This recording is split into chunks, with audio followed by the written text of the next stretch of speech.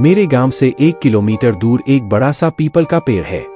वह एक विशाल पेड़ है जिसकी शाखाएं लंबी लंबी और ऊपर से नीचे की ओर आकर ऊपर की ओर मुड़ी हुई मोड़ के आकर की है। वह पेड़ देखने में इतना भयानक लगता है कि मेरे तो उस दिन की घटना के बाद रोंगटे खड़े हो जाते हैं। उस पेड़ की शाखाएं कम से कम आधे बीघे में फैली हुई हैं। शायद तुम लोगों में से कोई मानता हो या न मानता हो, लेकिन मैं जरूर मानता हूं कि भूत चुड़ैल आत्माएं होती है। हर गली हर चौराहे पर ऐसी बुरी आत्माएं होती हैं। वो तक नहीं हमें दिखती जब तक वो हमें दिखना नहीं चाहती हैं। यह आत्माएं जब दिखती हैं, जब किसी की राशि उस आत्मा से मिल जाए दिखती हैं। मैं तुम्हें एक ऐसी हकीकत की कहानी बताने जा रहा हूं जिसको मैं याद करते ही मेरे रोए खड़े हो जाते हैं। अब मैं आपको उस घटना के बारे में बताता हूं कि मैं और मेरे दोस्त उस पीपल के पेड़ पर खेलने जाया करते थे। उस पेड़ की शाखाओं पर हम झूले की तरह झूला करते थे।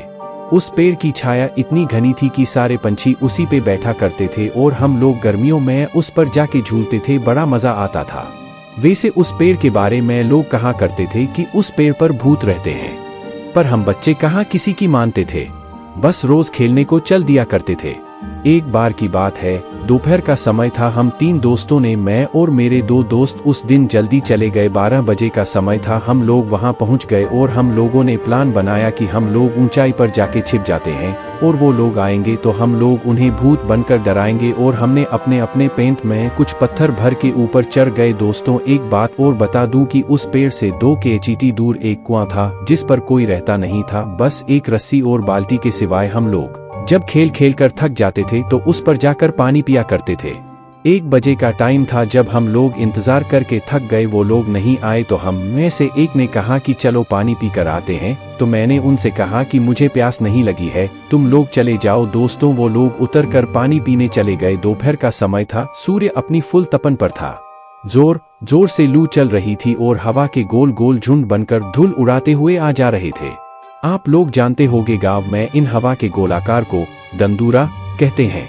एक ऐसा ही हवा का गोला मैंने पीपल की ओर आते हुए देखा। बड़ी धूल उड़ाए हुए वो आया और पीपल के सारे पत्ते आवाज करने लगे, खर खर, और कुछ टूट के गिरने लगे। धूल की वजह से तो मेरी आंखें बंद हो गई। सारे पंछी उड़ गए एकदम। मैंने जब आंखें खोली तो क्या देखता हूँ, एक काली सी शक्ल का बड़े बड़े बालों वाला और इतना डरावना इंसान मेरे सामने वाली डाली पर बैठा है। एकदम मेरे डर के मारे हाथ छूट गए और मैं नीचे जा गिरा। नीचे गिरते ही मैं बेहोश हो गया। जब मेरी आंखें खुली तो देखा कि मेरे दोस्त पानी पीकर लौट आए हैं। मुझे उठाकर उन्होंने मुझे बिठाया। नीचे पीपल के पत्ते काफी इकट्ठे हुए थे, इसलिए मेरे ज्यादा नहीं लगी, बस मेरे पैर से थोड़ा सा खून निकल आया था। जब मेरे दोस्त ने पूछा कि क्या हुआ तो मैंने उन्हें बताया कि अभी इस पेड़ पर मैंने भूत देखा है। सारे दोस्त समझ रहे थे कि अजय हमें डराने की कोशिश कर रहा है। उन्होंने कहा, लगता है तुझे प्यास लगी और तू ऊपर से इसलिए गिर गया है। उन्होंने कहा, जा तू पानी पीकर आ, तब तक हम यही बैठे हैं। उनकी जिद की वजह से मुझे पानी पीने जाना पड़ा। मैं वैसे भी डरा हुआ था और मेरे हाथ पैर कांप रहे थे। मैं मन ही मन में सोच रहा था कि बस आज मैं यहाँ से निकल जाऊं, कल से मैं यहाँ नहीं आऊँगा। मैंने बाल्टी उठाई और कुएं में डाल दी। जैसे ही कुएं में बाल्टी पहुंची, एकदम से आवाज आई और वो आवाज ऐसे लग रही थी जैसे कोई पानी में बार बार कूद रहा हो। मैं और डर गया। जबकि रस्सी मैंने आराम से पकड़ रखी थी तो यह आवाज कैसी। मैंने कुएं में जहाँ कर देखा, कुएं के पानी में मुझे वही चेहरा नजर आया। एकदम से मैं पीछे हटा। मुझसे कोई पीछे ऐसे टकराया कि मेरे तो होश उड़ गए और डर के मारे मेरे हाथ से रस्सी कुएं में जा गिरी। मैंने जैसे ही पीछे देखा, वही भयानक शक्ल वाला आदमी खड़ा था। मेरी तो आवाज बंद हो गई। उसके बड़े बड़े दांत, लंबे लंबे बाल, दांत तो ऐसे जैसे कि साले ने कभी जिंदगी में मंजन भी नहीं किया हो। उसकी खाल जली हुई सी जैसे कि कोई जला हुआ इंसान। इतना डरावना लग रहा था कि मैं तो बस, मेरी आंखें खुली थी, बस शरीर में कोई जान नहीं थी। बस मैं बेहोश होके गिर पड़ा। मेरे दोस्त सोच रहे थे कि यह अब तक क्यों नहीं आया। 5 मिनट बाद जब मेरी आंखें खुली तो मैंने देखा कि मैं पीपल के पेड़ के नीचे पड़ा हूँ। तो मैं और डर गया कि मैं यहाँ कैसे आ गया। दोस्त मुझे उठाकर लाए थे। जैसे ही मैं खड़ा हुआ देखा तो मेरे दोस्त खड़े हुए थे और कह रहे थे, लगता है तेरी तबीयत ठीक नहीं है, तुझे पहले बताना चाहिए था, हम पानी ले आते, कहीं तू कुएं में गिर जाता तो हमारे घर वाले तो हमें भी जान से मार देते। मैंने उन्हें बताया कि मेरी तबीयत खराब नहीं है, मैंने सचमुच भूत को देखा है। उन लोगों को विश्वास नहीं हो रहा था कि अजय, जो कि कभी भी भूत के बारे में बोलते थे तो वो कहता था कि भूत नहीं होते, मगर इसे आज हो क्या गया है जो हर बात पे भूत भूत लगाए हुआ है। भाइयों, अब तक 2 बज चुके थे। हमारे दोस्तों का आने का समय हो गया था। मेरे दोस्त ने कहा चलो अब ऊपर चढ़ जाते हैं और उन लोगों को डराते हैं।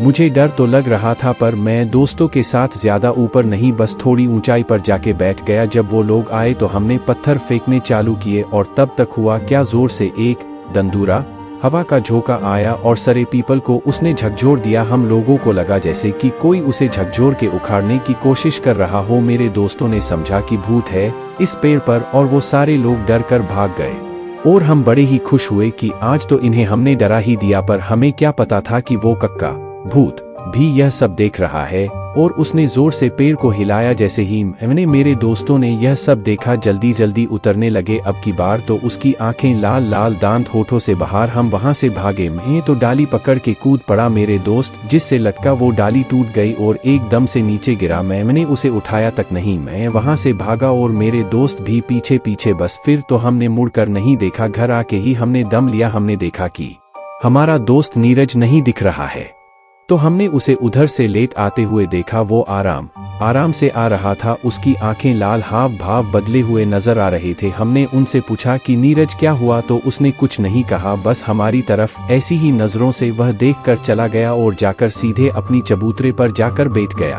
उसके हाव भाव बदले, आवाज भारी सी हो गई है। जब घर के सब लोगों ने उसे देखा और कहाँ गए थे तुम लोग, तब मेरे दोस्त सुरेश ने सारी बात बता दी। तब हमारे चाचा जी ने कहा मैं हमेशा मन करता रहता हूँ इन लोगों को कि पीपल के पास मत जाया करो, पर यह लोग मानते ही नहीं। अब देखो इसका क्या हाल हुआ है। अब जाकर भगत जी को बुला के ले आओ। हमारे गांव में एक बाबा हैं सियाराम, जो हनुमान के मंदिर में रहते हैं और पूजा करते हैं। वो तंत्र मंत्र इन चीजों में माहिर हैं, इसलिए उन्हें लोग भगत जी के नाम से बुलाते हैं। तब मैं जाकर मंदिर से भगत जी को बुलाया। भगत जी ने मुझसे कहा कि पहले कुल्ला कर और जाकर हनुमान के मंदिर से भभूत राख लेकर आ। तब मैंने राख ली। तब तक भगत जी ने कुल्ला करके अपना कमंडल, साधुओं के पास जो पानी पीने के लिए होता है, उठाया और चल दिए और मैं उनके पीछे पीछे चल दिया। भगत जी वहां पहुंचे और पहुंचते ही सब समझ गए और कहा भाई तुम यहाँ क्या लेने आए हो। वो चुप रहा, कुछ बोला नहीं। तब भगत जी समझ गए कि तू ऐसे नहीं बताएगा। तब भगत जी ने धरती के पैर छूकर बैठकर मुझसे राख मांगी। मैंने उनको राख दे दी। तब उन्होंने कुछ मंत्र बोला कर उस राख को उसके ऊपर फेंक दिया और कुछ कमंडल से जल के छींटे मारे। तक उसका कान पकड़ के बोले बता तूने इस लड़के को क्यों पकड़ रखा और कौन है तू और कहाँ से आया है। तब उसने बताया कि मैं पास के पीपल के पेड़ पर रहने वाला भूत हूँ। यह लोग मुझे दोपहर के समय सोने नहीं देते थे, इसलिए मैंने इनको डराया और इसको पकड़ लिया। भगत जी बोले तू पीपल को छोड़ और कहीं दूर जंगल में चला जा, और वो पीपल बच्चों के खेलने के लिए है, पर मैं कहाँ जाऊंगा। तब भगत जी ने कहा कि तू ऐसे ही हो चला जाएगा या फिर निकालू अपना वज्र। और भगत जी की आंखें लाल हो गई। तब भूत ने कहा आप मेरा कान छोड़ोगे तभी तो मैं जाऊंगा। देख कितना अच्छा बच्चा है, इतना जल्दी समझ गया। एकदम नीरज हिला और वो नॉर्मल हो गया, जैसे कि अभी सोकर जगा हुआ है। तब भगत जी ने कहा जाओ, अब पीपल वाला भूत भाग चुका है, अब तुम कभी भी जाकर उस पेड़ पर खेल सकते हो। हाँ दोस्तों, एक बात बताना मैं भूल गया। जब भगत जी आंखों में जो चमक आई वो हनुमान जी थे और उन्हीं ने कहा था कि मैं वज्र से मारूं क्या तुझे, तो प्रेम से बोलिए संकट मोचन हनुमान जी की जय। तब से हम लोग भूतों पर विश्वास करने लगे हैं और उनसे अब डर नहीं लगता। जब भी डर लगे तो बोलना जय बजरंग बली की जय। तो दोस्तों, आपको अगर ये कहानी पसंद आया तो इस वीडियो को लाइक और चैनल को सब्सक्राइब करना ना भूले।